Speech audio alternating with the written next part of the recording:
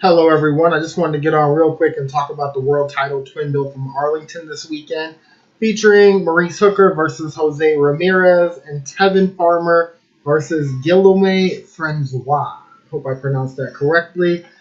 Not too fluent on my French, but anyway. So I'll start off with the first fight. Yeah, okay. So I like Tevin Farmer. I respect a guy like him.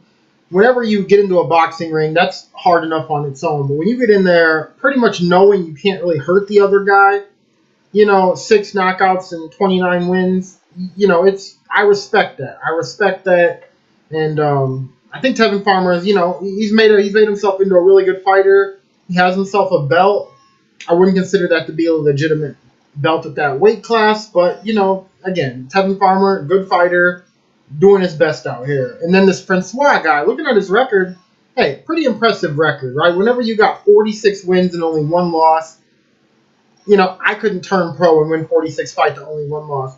But we've seen fighters like this before in the past with these kind of glossy Euro records. I mean, the guy's never fought outside of Europe. Most of his fights have came in France. Never fought in the U.S.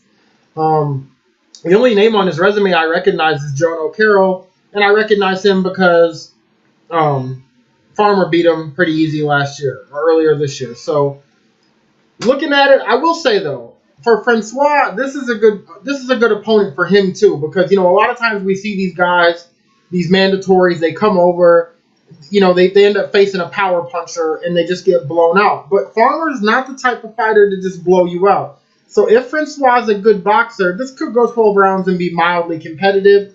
I say that just because Francois did fight Joan O'Carroll in Sheffield, and it was a draw. But you tend to think if he went to his country, fought him there, had a draw, he probably won that fight. I didn't watch it. I wasn't gonna go watch it to research this fight. But you tend to think he probably edged that fight if he got a draw in the guy's home country.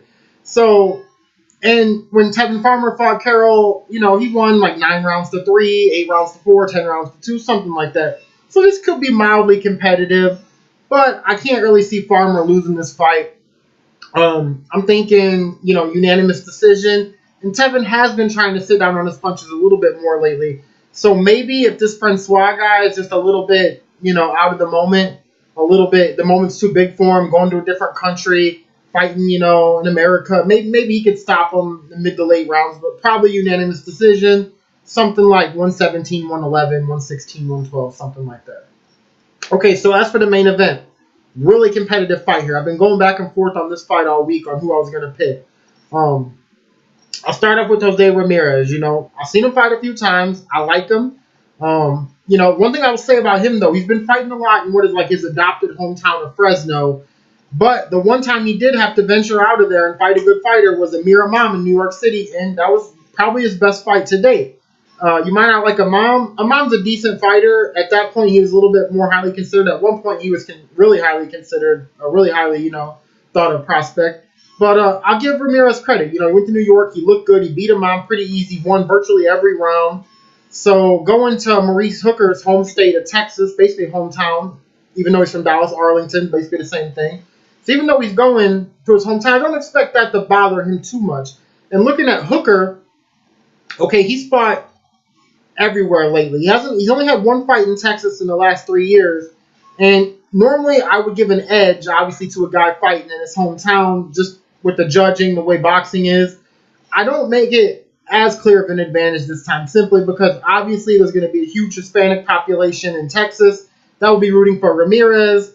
And Hooker, even though it's basically his hometown, he don't really fight there that much. He hasn't really built up any type of a big fan base. I mean, Maurice Hooker, we might know him as boxing fans, but he's not captivating the imagination, capturing the imagination of many people in Texas right now. So I expect him to have a slight advantage with the crowd, but I don't expect it to be huge like it would be if Ramirez was fighting in this fight in Fresno, where he would just have the whole arena going nuts every time he landed a punch. So when I break that down, I'm like, okay, looking at the records, Hooker's obviously coming off 4 wins versus 4 undefeated fighters. Terry Flanagan was a good win. Anytime you can go to somebody's home country and beat them, that's obviously impressive. And,